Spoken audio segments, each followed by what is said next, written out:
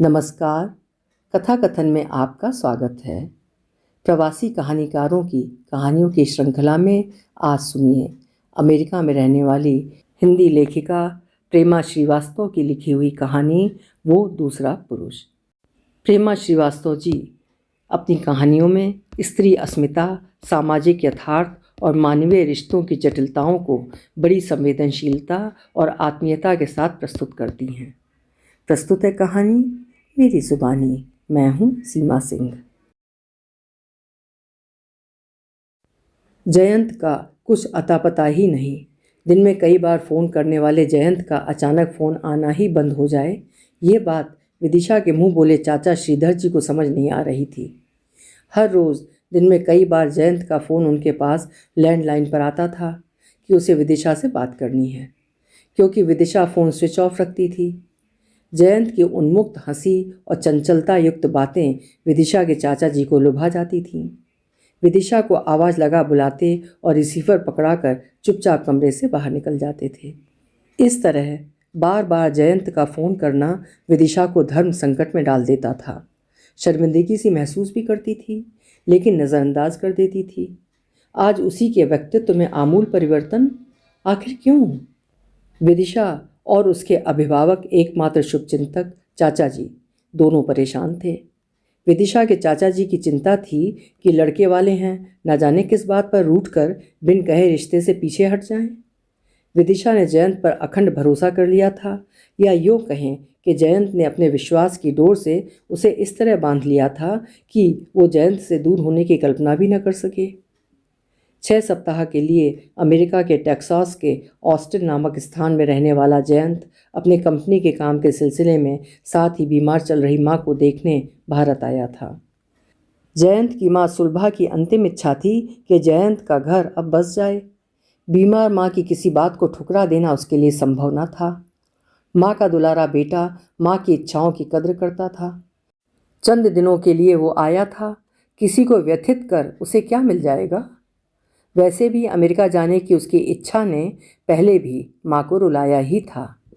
माँ के दिल को ठेस न लगे, अतः उसने कोई विरोध नहीं किया, यद्यपि उसकी फ़िलहाल गृहस्थी बसाने में कोई रुचि नहीं थी। इधर सुलभा के मन में एक डर था कि जयंत कहीं कोई मेम लेकर आ गया तो वो क्या करेगी। सुलभा कुछ महीनों पूर्व जब अपने भाई के घर गई थी तो पता चला था कि उसके भतीजे ने किसी अमेरिकन लड़की संग कोर्ट मैरिज कर ली थी। खबर पाकर भाभी बेहोश सी हो गई थी। घर में भाभी का तो रोना शुरू हुआ तो थमने का नाम ही नहीं ले रहा था। सुलभा जयंत को ऐसा मौका ही नहीं देना चाहती थी, इसीलिए तो उसने लड़कियों की फ़ोटो की कतार लगा दी थी ताकि जयंत किसी मनचाही के संग बस जाने का मन बना ले। लेकिन जयंत अपना बचाव करते हुए टाल मटोल करता रहा। एक दिन सुलभा ने जयंत को प्रेम से तथा कुछ आदेश के लहजे में विवाह की अनिवार्यता समझाई। जयंत ने सुलभा की बात का मान रखा और राजी हो गया। कुछ दिनों पश्चात ही जयंत के सामने अनेक ताश के पत्तों की तरह तस्वीरें बिखरा दी गई थीं। सुलभा विभोर थी तस्वीरें दिखाकर। जयंत जैसे स्वभाव का था उसी के अनुरूप तस्वीरों को भी देखता जा रहा था। गंभीरता तनिक भी नहीं। एक फ़ोटो उठाता 10 टिप्पणी करता। वाह क्या स्टाइल है, ये देखो, छोटी छोटी बिल्ली जैसी आंखों वाली को, और ये तो बड़ी गुस्सैल लग रही है। इस तरह कुछ कुछ कमियां निकाल मखौल उड़ाता हुआ जयंत एक एक कर तस्वीर बार बार निहारता। ये तो चिड़ी की मेम लगती है और ये बिल्कुल हुक्म की बेगम, पर एक आंख छोटी है। मजाक बनाता वो हर एक तस्वीर की खामियां निकालता सरकाता जा रहा था। एक उल्टी तस्वीर जमीन पर गिरी पड़ी थी, जिसे सीधा कर उठाया तो मंत्र मुग्ध सी निगाहें टिक गईं। सादगी ऐसी, और आज के ज़माने में। ये तस्वीर विदिशा की थी। चहक कर माँ से बोला, मुझे यही चाहिए, सच में मेरी बारबी डॉल यही बनेगी। धीरे से छिपा लिया और अपने कमीज के पॉकेट में रख लिया। दिल के बहुत करीब, जैसे दिल की धड़कन की तरंग उस तक पहुंचाना चाहता हो। पलंग की साइड टेबल पर रखे नाइट लैंप की हल्की रोशनी में जयंत विदिशा की फ़ोटो को मंत्रमुग्ध हो बारीकी से निहार रहा था। विदिशा छा गई थी उसके मन पर। जयंत के दिल ने दिल से कहा, ये भारत का अद्भुत सौंदर्य है, एक कशिश जो मेरी आंखों से अछूता था अब तक। हे लाज भरे सौंदर्य, बता दो, मौन बने रहते हो क्यों? ये पंक्ति हिंदी की कक्षा में कभी पढ़ी थी, कैसे याद आई, वो सोचकर चकित था। सचमुच फोटो की मुद्रा किसी कवि की कल्पना लग रही थी। अमेरिका के माहौल में जयंत को अनेक भारतीय, अमेरिकन, मैक्सिकन तथा अन्य जातीय अंतर्जातीय लड़कियां मिली थीं। जयंत कितनों के संपर्क में रहा भी था, किंतु सबके सब उसके लिए टाइम पास। खुले विचारों की आत्मनिर्भर महिलाओं के साथ घुलने मिलने पर जयंत के मन में उनके लिए सम्मान का भाव नहीं आता, बल्कि उनके चरित्र की शुद्धता को लेकर शंका पनपने लगी थी। घूमना फिरना, पार्टी करना यदि आदत बन जाए तब व्यक्ति बंधकर किसी के साथ भी रहने में उलझन महसूस करता है। शादी का बंधन जयंत को कैद सा लगता था। रूमानी प्रकृति के उनके बेटे को विवाह के प्रति कैसी बेरुखी। सुलभा चिंतित थी। कभी मन में विचार आता तब पति से कहती है, सुनिए जी, अनेक लड़कियों के साथ नज़दीकी संबंध ने जयंत को प्रायः रसहीन बना दिया है, इसीलिए उसे वैवाहिक जीवन से अरुचि हो गई है। ऐसा मुझे लगता है। किसी एक के साथ आजीवन रह भी पाएगा, कहती हुई हंस देती है। निरीह, सरल, विदिशा और साधारण परिवार के उसके घरवाले जयंत के तौर तरीके, स्मार्टनेस और बात करने की कला से प्रभावित थे। मुग्ध तो ऐसे जैसे सम्मोहन ग्रसित हों। एक भारतीय संस्कार में पली बढ़ी इतनी भोली लड़की, दूसरा अमेरिका में रहने वाला उन्मुक्त प्रवृत्ति के युवक का जोड़ा बेमेल सा किसी को भी न लगा। न सुलभा को, न उसके पिता को और न ही जयंत को। हर कोई जैसे सम्मोहन की स्थिति में थे। श्रीधर जी खुश थे कि अपने मित्र की इस बेटी के लिए योग्य घरवर देकर अपना वचन पूरित कर रहे थे। जयंत को विदिशा की तस्वीर पसंद आई। माँ को बता दिया। इस तस्वीर की सरलता और भोलेपन की ओर वो आकर्षित था, जिसे आसानी से हासिल किया जा सकता था, ऐसा उसका अनुमान था। जयंत के पिता महेश्वर जी को खुशी हुई और आश्चर्य भी कि जयंत ने बिना तर्क किए किसी को कैसे पसंद किया। पिता ने विदिशा का पूरा बायोडाटा जब देखा तो उनके पैर जमीन पर ही नहीं पड़ रहे थे। सुनती हो जयंत की माँ, ये तो मेरे मित्र की बहन की इकलौती बेटी है। चलो कम से कम ये कुछ पसंद तो कर पाया। जानती हो सुलभा, आजकल के नवयुवक तथा नवयुवतियाँ बहुत परेशान कर रहे हैं। ना खुद ही कहीं आगे बढ़ते और ना ही किसी अन्य की पसंद पर भरोसा ही कर पाते हैं। मेरे लाडले ने शुरुआत तो कम से कम की। विवल होकर पत्नी को आश्वासन दिया कि जल्दी बात बढ़ाने की कोशिश करेंगे। मध्यम वर्गीय परिवार में जन्मा जयंत अपने सिद्धांतों और संस्कारों का पालन शिद्दत से करता था।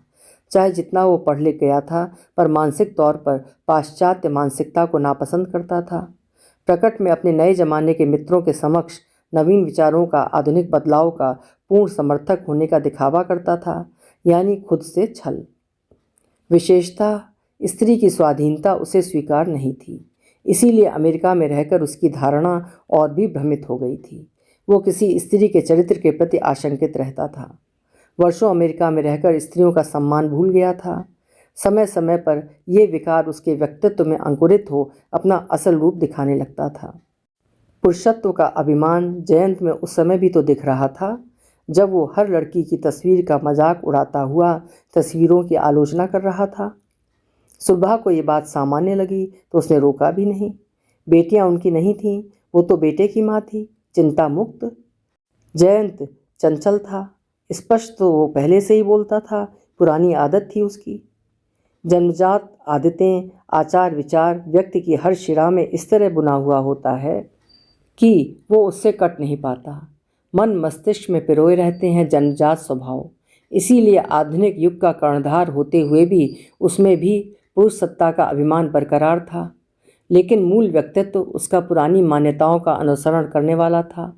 बाहरी बदलाव ने जयंत के अंतस के मूल भाव को दबा दिया था, अर्थात जयंत अंदर से कुछ, बाहर से कुछ, और न जाने कितनी मन्नतों के पश्चात जयंत का जन्म हुआ था। अपने दादा का प्रथम पोता, सबकी आंखों का उजाला, देखने में सजीला तो था ही, नैन नक्श, आकर्षक, हृष्ट पुष्ट डीलडॉल तथा उन्नत ललाट, बातचीत में शिष्ट जो किसी का भी मन मोह ले। बढ़ती उम्र के साथ वो और भी आकर्षक सलोना दिखने लगा था। निरंतर प्रयास करते करते अमेरिका में नौकरी प्राप्त करने की मनोकामना वो पूरी कर सका था। आगे बढ़ने की होड़ में वो तेजी के साथ आगे बढ़ रहा था। उम्मीदों के अनुरूप किसी अंतर्राष्ट्रीय कंपनी में काम करने लगा था। अमेरिका की ज़मीन ने उसे नए रूप में से संवारा था। देशी अन्न से पाला पोसा जयंत अब पूरी तरह अमेरिका के परिवेश में बदल चुका था।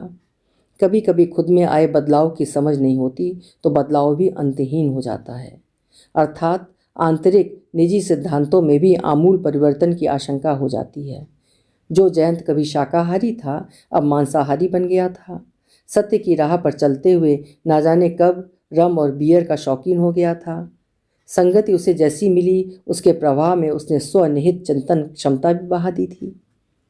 जयंत के इस रूप से अज्ञात उसके अभिभावक को असीम शांति मिली जब जयंत ने रिश्ते के लिए हामी भरी।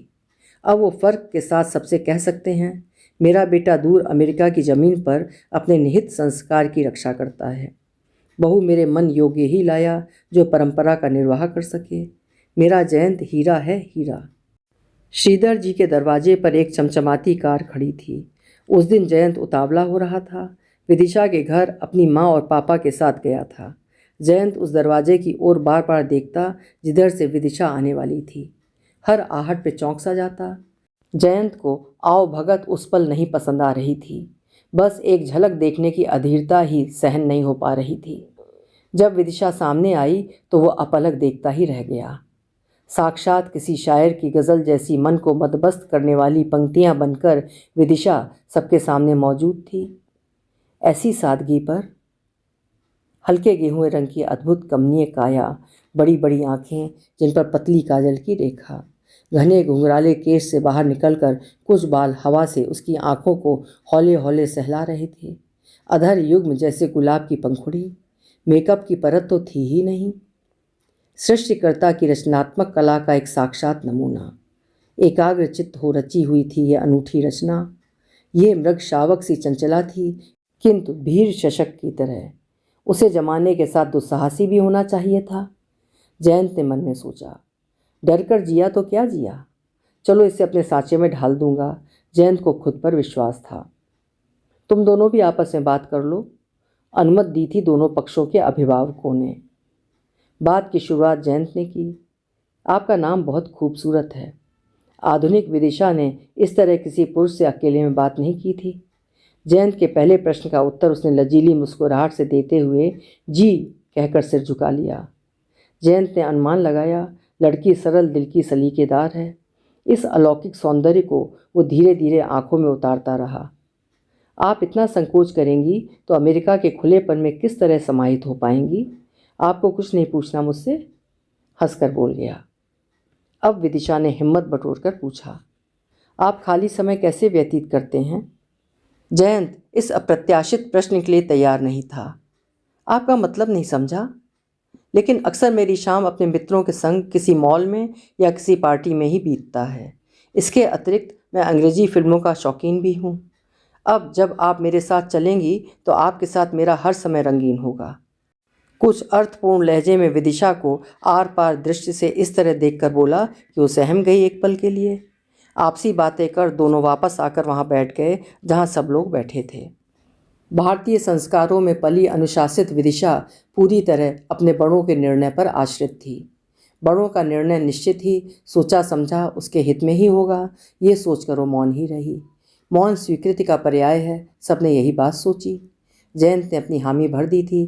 फिर क्या था, सगाई की तिथि पक्की। 4 दिनों बाद विधिवत सगाई कर दी गई थी और लगभग कुछ सप्ताह बाद परिणय तिथि की घोषणा। जयंत ने थोड़ी छुट्टी और बढ़ा दी। जयंत के मन तन चैन सबको एक साथ विदिशा ने पूरी तरह अपने सौंदर्य पाश में बांध लिया था। घर जाकर भी जयंत जैसे उसी के पास कहीं कुछ छोड़ आया था। मन के अंदर के उमड़ते तूफान से वो गुजर रहा था। हर पल विदिशा के विषय में सोचता रहता। विदिशा के जनक जननी को दादाजी के घर में स्थान महज इसलिए नहीं मिला था कि उन्होंने उन लोगों की मर्जी के विरुद्ध विवाह किया था। विदिशा के जन्म के तुरंत बाद एक हादसे में उसकी मां ने अपनी जान गंवा दी थी और कुछ समय बाद पिता भी दिवंगत हो गए थे। अपने अभिन्न मित्र को यद्यपि बच्ची की परवरिश करने का वचन देकर आश्वस्त कर दिया था, फिर भी एक अवसर बच्ची के दादा दादी को भी देना उन्होंने उचित समझा था। 7 महीने की बच्ची को गोद में लेकर श्रीधर जी पहुँचे थे मित्र के शहर वाराणसी।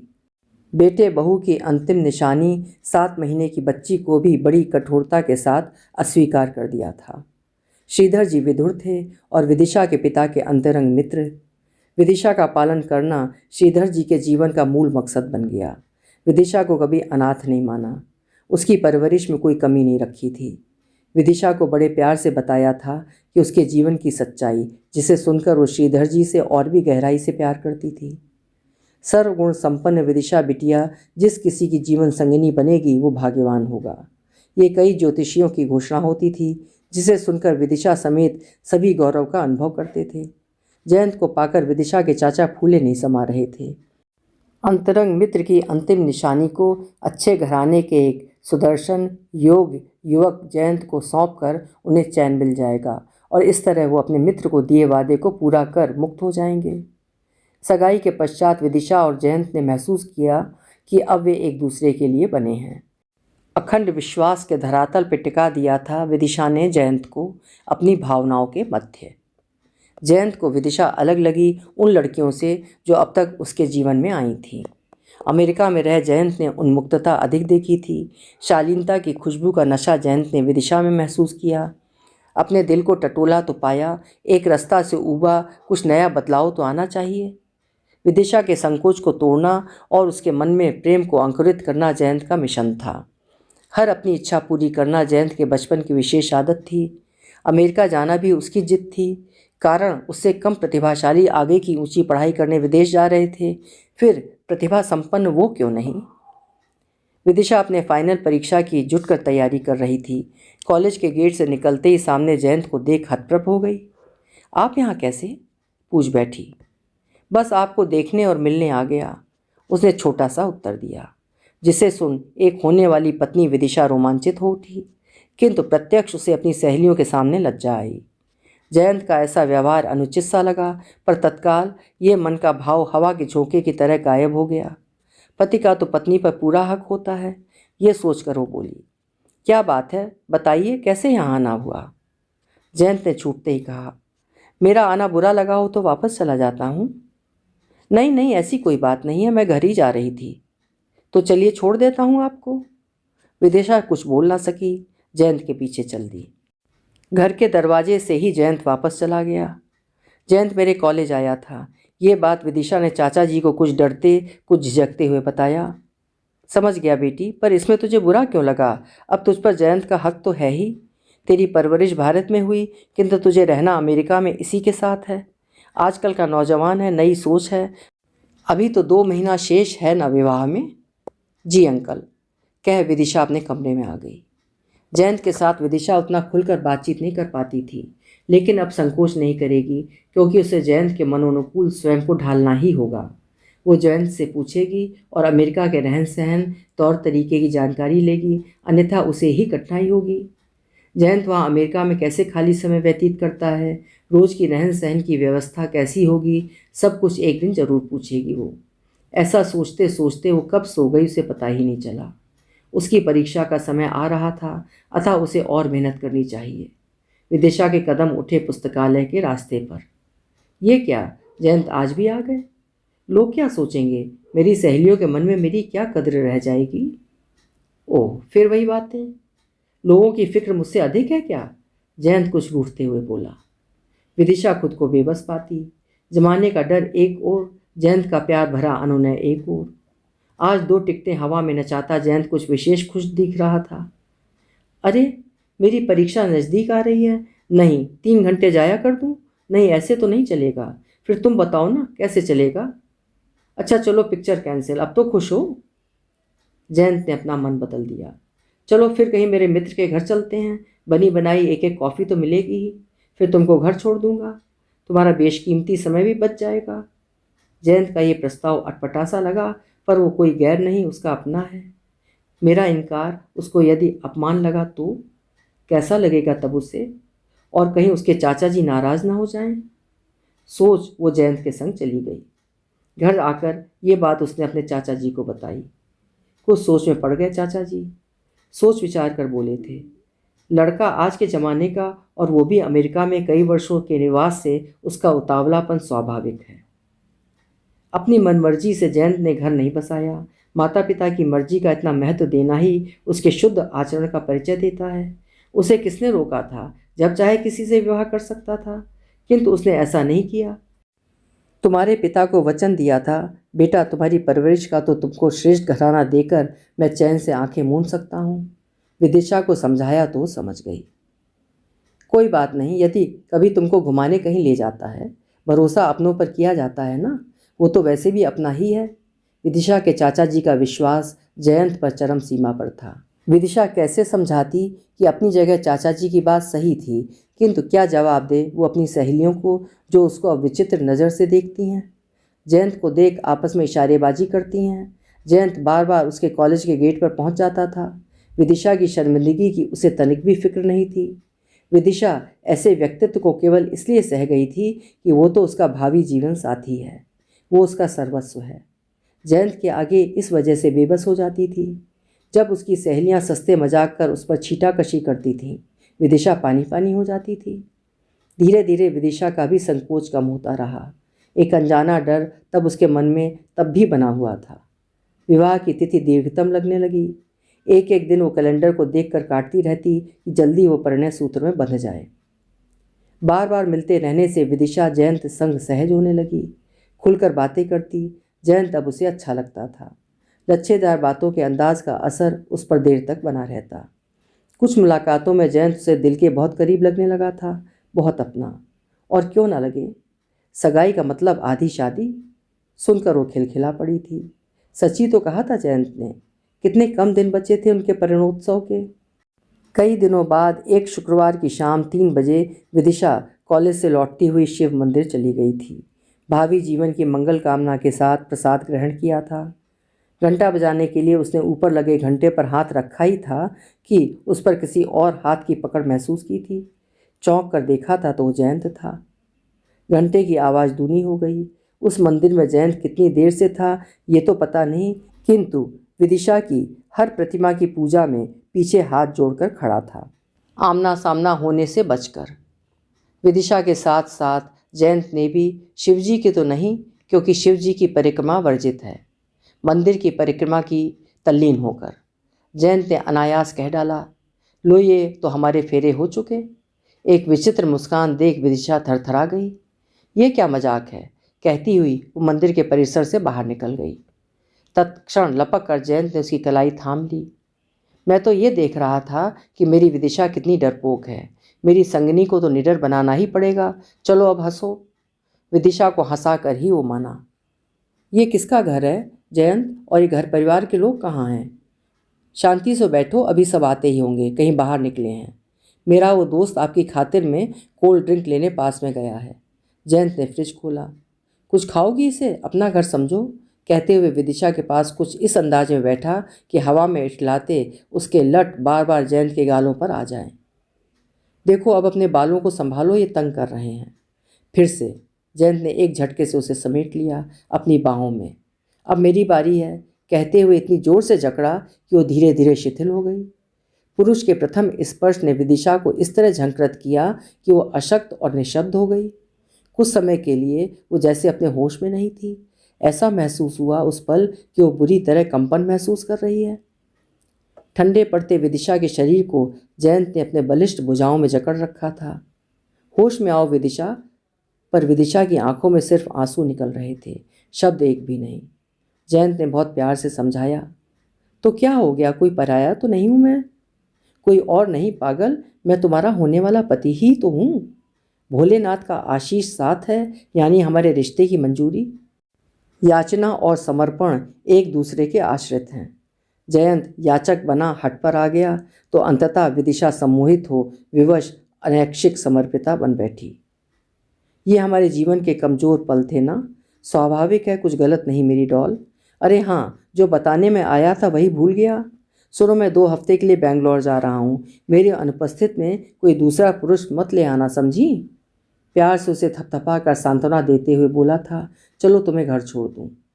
कातर दृश्य से लज्जित हो विदिशा उसे देखती रही। वो रोती रही, पर जयंत संतुष्ट था। जैसा जो चाहा वो पाया। विदिशा घर तो आ गई, पर उसका मन भय आशंका से घिर गया। वो मायूस, किसी अनहोनी से आशंकित रहती थी। पुरुष पर पूर्णता भरोसा का परिणाम उसने देखा सुना था। अपने ही विश्वविद्यालय के प्रांगण में कितनी ही बनती बिगड़ती कहानियाँ। शीशे के सामने खड़ी थी पर खुद की नज़र भी नहीं उठ पा रही थी। तब वो कैसे सह पाएगी जमाने की चुभती नज़र को। कभी उठकर बैठती, कभी कमरे में चहलकदमी करते अकेली झेलती रही जयंत के अप्रत्याशित व्यवहार को। विदिशा खुद से हजारों सवाल करती जिनका जवाब नहीं था। ये ईश्वरीय मंतव्य था अथवा मानवीय मन की कुटिलता, अथवा शिष्ट शब्दों में जयंत का विदिशा को पाने की मात्र योजना। सोच कर डर गई थी। मन को पुनः सशक्त बनाकर खुद को ही समझाया था, ईश्वर निष्ठुर नहीं, जो चाहता है वही होता है। हम तो मात्र उस ईश यानी आदि शक्ति के प्यादे हैं। उस दिन विदिशा ने जयंत से कहा था, अंदर आइए। कुछ आनाकानी के बाद वो घर में आज तीसरी बार आया। कह गया था उसे काम के सिलसिले में कुछ दिनों के लिए बेंगलोर जाना था। 15 दिन हो चुके थे। जयंत कहाँ है ये ना विदिशा को पता, ना ही उसके चाचा जी को। संपर्क जैसे सदा के लिए टूट गया हो। ब्याह का जोड़ा सुर्ख लाल, एक बार वो उसे भी दिखा पाती। बेंगलोर के एक होटल में बैठा था जयंत अपने कुछ नए करीबी दोस्तों के संग। कब की वापसी है तुम्हारी? जयंत के बचपन के पुराने दोस्त ने पूछा। यहाँ का काम तो लगभग ख़त्म हो गया, अब माँ में भी काफ़ी सुधार आ गया। सोचता हूँ अगले हफ्ते का कोई टिकट बुक कर लूँ, जयंत ने उत्तर दिया, जिसे सुनकर संजय चौंक गया। अरे लेकिन तेरी तो तारीख भी पक्की है ना, 1 महीने बाद है ना तेरा विवाह, तो क्या फिर आएगा? जयंत के रग रग को पहचानता था संजय। जयंत ने इतनी जोर से ठहाका लगाया जिसने संजय को दहला दिया था। कितना समझाया था उसे अपनी ये बेखौफ जिंदगी जीने की आदत छोड़ दे, पर वो क्या करे। कर्ण और दुर्योधन की दोस्ती जो ठहरी।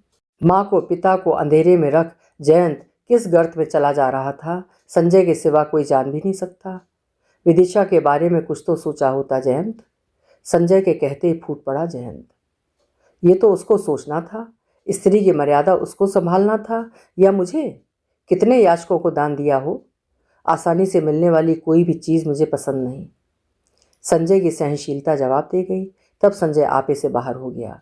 एक जोरदार थप्पड़ की गूंज फैल गई, शांति को चीरती हुई, पूरे होटल की दीवार से टकराकर हाहाकार करती हुई। जयंत को इसकी आशा न थी। इसके पहले कि कोई तमाशा खड़ा हो जाए, दोनों होटल से बाहर निकल गए। संजय से जयंत ने हर बात साझा की थी, सिवाय इसके कि उसके मन में क्या चल रहा था।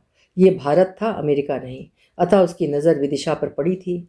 जब से कतारों में बिछी युवतियों की तस्वीर माँ ने दिखाई थी। विदिशा को पा लेना था तो पा लिया, और शादी का बंधन तो कभी नहीं, किसी के साथ भी नहीं। आज़ाद रहना मेरा लक्ष्य है और था भी। कार की गति अधिकतम है। जयंत स्पीड कम कर, संजय ने आग्रह किया। जिद की एक सीमा होती है, पर यहाँ तो अतिक्रम था। सामने से आती एक ट्रक से जा भिड़ी थी जयंत की कार। संजय को खरोच तक नहीं आई। इसके विपरीत जयंत की अंतिम सांस टूटती नजर आ रही थी। संजय को चिंता सीधी सादी सी विदिशा की थी। जयंत ने अंतिम समय अपनी भूल समझी। जयंत के घर और विदिशा के घर सूचित करने का कठिन कार्यभार अपने अभिन्न मित्र संजय को सौंप कर उसने दुनिया छोड़ दी। संजय कैसे ये सब कर पाएगा वो नहीं जानता था। विदिशा के चाचा की चिंता बढ़ने लगी। एक आशंका हर वक्त उन्हें परेशान करने लगी। जयंत के माता पिता फिर भी आश्वस्त थे। अपने पुत्र पर अविश्वास, सवाल ही नहीं उठता। काम में कहीं फंस गया होगा, आ जाएगा। घर के पिछले लॉन में जयंत के पिता बैठे पेपर उलट पुलट रहे थे। जयंत का फ़ोन उनके पास भी कई दिनों से नहीं आया था। चिंतित थे, तभी कॉल बेल बज उठी। सामने से आते जयंत के अभिन्न मित्र संजय को देख किसी शंका से घबरा गए। संजय ने उन्हें जयंत की कार की दुर्घटना को विस्तार से बताया। विदिशा के लिए जयंत के गलत इरादे का भी उल्लेख किया। जो कुछ अपने बचपन के दोस्त के बारे में जानकारी थी स्पष्ट बताया। सुनकर महेश्वर जी को एक धक्का लगा, लेकिन वे दोनों दंपत्ति सहन कर गए। चिंता हुई उसकी जो छली गई थी उनके बेटे से ही। जयंत इस दुनिया से चला गया। ये दोनों परिवार की महान क्षति थी। दोनों परिवार की जो दशा देखी तो कंठ अवरुद्ध और वाणी मूक हो गई। जयंत के कारनामे उसकी विकृत सोच को उजागर करने का साहस नहीं कर पाया था। कड़वे घूंट को न जाने किस आंतरिक प्रेरणा के कारण पी गया। जयंत का वाकया मानस को कुरेदने लगा था। विदिशा का अपना कुछ भी नहीं है। अपने मृतक पिता के घर पनाह न मिली तो उनके परम मित्र, जिन्हें वो चाचा कहती है, पल रही है। विदिशा से उसने मात्र छल किया था। जब से भारत आया था जीवन बेरंग लगने लगा था। माँ के पास पड़ी तस्वीर पर नज़र पड़ी तो पसंद आ गई थी। मेरे बचपन की आदत तो तू जानता ही है, मजाक के पूरे मूड में बोल रहा था जयंत, और अवाक होकर सुन रहा था संजय। उच्च श्रृंखलता से हंसी उड़ाते जयंत ने आगे कहा, भारतीय संस्कृति में पली है विदिशा, सगाई के बाद ही सर्वस्व मानने वाली मूर्ख मेरी हर इच्छा की सरलता से पूर्ति करती गई थी। मुझे आसानी से मिलने वाली हर चीज़ नापसंद है, चाहे खिलौना हो या लड़की। बेशर्मी की वो हंसी संजय का मन कसैला होता गया। अमेरिका के रंग में पूरी तरह डूबा जयंत जब संजय से विदिशा का परिचय दे रहा था, उस समय जयंत उसका पुराना दिली दोस्त तो कहीं से भी नहीं था। कुसंस्कारों में लिपटा हुआ आपाद मस्तक, रंगीन मिजाज एक भारतीय युवक से अधिक वो कुछ नहीं था। क्षुब्ध हुआ था संजय, ये सोचकर कि कोई इतना कैसे बदल सका। कनक कनकते 100 गुना मादकता अधिकाए सच बनकर उसके सामने मौजूद था। जयंत उस दिन शराब के नशे में तेज रफ्तार से गाड़ी दौड़ा रहा था जब ये सड़क दुर्घटना हुई। उसकी शादी के महज 4 दिन शेष थे। जयंत के माता पिता, विदिशा, उसके सर्वस्व चाचा जी, इतने लोगों को अंधेरे में रखा था जयंत ने। अंतिम समय एक माफ़ी से सारे कृत्य माफ़ हो सकते हैं। मन में इसी प्रश्न के बीच डूबते उतराते सफ़र काटकर आज संजय विदिशा के सामने था। साहस नहीं कर पा रहा था कुछ भी कहने का। अभी जयंत के घर पर भी पुत्र शोक से तड़पने का कारुणिक दृश्य भूल ना पाया था। कितनी कठिनता से शांत किया था उन सबकी व्यथा को। अब विदिशा के घर, वो यहाँ किसी को जानता भी ना था। क्या कहे, जयंत के इरादे नेक नहीं थे। वो विदिशा या किसी के साथ बंधन के लिए तैयार नहीं था। संजय ने जयंत के निधन की खबर देते हुए यही कहा था कि बिना ईश्वर की मर्जी के एक पत्ता तक नहीं हिलता। विदिशा के लिए कुछ तो सोचा होगा ना उस सृष्टिकर्ता ने। संजय कहता जा रहा था और विदिशा संज्ञा शून्य खड़ी खड़ी अनायास कटे वृक्ष की तरह धरती पर धराशायी हो गई। विकट समय में किसी तरह उसे संभाल कर अस्पताल तक ले गया। विदिशा के चाचा संज्ञाहीन उस बच्ची की नियति देख रहे थे और अपने मित्र से लगातार माफ़ी की याचना। अजनबियों के बीच संजय मसीहा बना हुआ था, सबका एकमात्र सहारा। उम्मीद भरी नज़र का सामना करना कितना कठिन था, ये जिस पर बीती वही जान सकता है। उसी पर डॉक्टर ने विदिशा की जांच की, कुछ अनिवार्य खून की जांच करवाई। सब कुछ ठीक था। अंत में डॉक्टर ने जो बताया वो सबके लिए जानलेवा था। विदिशा जयंत के अंश से अभिशप्त हो चुकी थी। सुनकर चाचा जी लड़खड़ाए और तत्क्षण संज्ञाहीन पथराई आंखों से संजय को एकटक देखते रहे। आपे में नहीं थे, किंतु नज़रों में करुणा भरी एक याचना थी। फिर वो भी चेस्ट पेन के कारण आईसीयू में। एक और विदिशा, दूसरी ओर उसके चाचा जी अपनी अपनी सांसों से जूझ रहे थे। मानवता का धर्म सर्वधर्म से श्रेष्ठ होता है। किसी की सहायता कठिन, किंतु सबसे कठिन तप। अपनी दादी के हर शब्द संजय के कानों में बजने लगे। सच्चा जीवन वो है जो किसी के काम आए। बचपन से उसकी दादी उठते बैठते सबसे कहा करती। सुनते सुनते संजय फलित पुष्पित हुआ था। संजय एक समझदार प्रबुद्ध व्यक्तित्व का धनी था, अन्यथा अपने उस दोस्त की खातिर वो इतना परेशान क्यों होता। संजय की मान्यता थी कि सही समय पर किसी के काम न आए तो जीवन का अर्थ ही क्या। उस घर में कुल 3 प्राणी थे। एक ने तो 5 वर्ष पूर्व इन दोनों का साथ छोड़ दिया था। फूलों की तरह पाला गया था विदिशा को। जयंत पर कैसे उनको इतना भरोसा हो गया था कि विदिशा को सतर्क न करने की इतनी बड़ी भूल कर बैठे। संजय की दशा उस समय सांप छछूंदर की सी थी। मन का विवेक कुछ कहता, दिल संवेदनशीलता कुछ अलग कहती। एक ओर उसकी सामाजिक प्रतिष्ठा तो दूसरी ओर मानव निहित प्रेम सद्भावना, जो मानो तो हर धर्म से उसे श्रेष्ठ तथा अर्थपूर्ण उसे हमेशा से लगती रही थी। संजय को लगा कि उसका सिर फट जाएगा। बैग से एक सेरिडॉन की टेबलेट ले गटागट पानी पी गया। संजय धर्म संकट में था। निष्ठुर बने अथवा सहृदय बने, इस समय इस परिवार को उसकी सबसे ज़्यादा ज़रूरत है, लेकिन किस नाते? उसका इन अजनबियों से क्या लेना देना? बस एक बार आईसीयू से कोई समाचार मिल जाए तो। नहीं, बिल्कुल नहीं रुकेगा वो। शीघ्र वापस चला जाएगा बेंगलोर। यहाँ से उसका क्या लेना देना? दूसरे पल अंतरात्मा ने हाहाकार किया, उसे झिझोड़ा। एक असहाय परित्यक्ता, वो भी सगाई की रस्मों से बंधी, एक निश्चल निर्दोष को जो आजीवन अपनी ही नज़रों में अभिशप्त हो। उसे और उस परिवार को सहारा देना सच्ची मानवता क्या नहीं? अगर उसके चाचा को कुछ हो गया तो ये समाज, उसके पलने वाले घातक गिद्ध उसे नोच न डालेंगे। संजय से उसकी ऐसी मित्रता थी जैसे कर्ण और दुर्योधन की। संजय गलत था, पाश्चात्य रंग में रंगा हुआ। गलत किया तो उसने अपने हिस्से की सजा पाई। अब बारी संजय की थी। संजय का साथ देकर विदिशा को अकेली छोड़ दे या सहारा देकर उसका एक मजबूत संबल बन जाए। विदिशा का मार्गदर्शक बन आजीवन सहचर बन जाए। अपने अभिन्न मित्र की गलती को सुधार दे। सवाल संजय के थे, जवाब भी उसी के पास थे। निर्णय का गंभीर पल था। संजय के व्यक्तित्व की परीक्षा भी थी। अपने निजी व्यक्तिगत संस्कार के अनुरूप वो पहले स्वयं को तो तौल ले। निर्णय कठिन था। विदिशा में कोई कमी नहीं थी। सर्वगुण संपन्न, सौम्य प्रकृति की थी। विदिशा ने जयंत पर भरोसा इसलिए भी किया था कि उसके चाचा जी ने वर का चुनाव किया था। जान पहचान के लोग हैं। सबसे बड़ी बात वो थी कि विदिशा के लिए जयंत कोई अनजान नहीं, उसका मंगेतर ही तो था। विदिशा विरोध नहीं कर सकी थी। जयंत हठीला था। वो जो ठान लेता उसे करके ही दम लेता। विदिशा के जीवन का प्रथम पुरुष जयंत अब इस दुनिया में नहीं रहा। चलते चलते गहरा आजीवन न भरने वाला जख्म दे गया। प्रथम पुरुष का प्रथम स्पर्श, प्रथम आलिंगन, सांसों की सुगंध, पौरुष का प्रथम संसर्ग, ऊर्जा से प्रस्फुटित गर्माहट जैसे पिघलता हुआ लावा, कभी भूल भी पाएगी? जयंत विदिशा के मोह पाश में बंधा उसे हासिल करना चाहता था। ये बात उसने दरवाजे की ओट से सुनी थी। कानों पर विश्वास नहीं हुआ। ऐसा महसूस हुआ था उसे कि किसी ने पहाड़ की चोटी से खाई में पटक दिया। कुछ समय बाद बेहोशी की हालत में वो अस्पताल लाई गई। अस्पताल के कॉरिडोर में संजय चहलकदमी कर रहा था। समय का कटना भी मुश्किल हो रहा था। तरह तरह के विचार उसी पल उसके दिल दिमाग पर हाई टाइड और लो टाइड की भांति आगा पीछा कर रहे थे। दूर से नर्स को देख राहत की सांस मिली।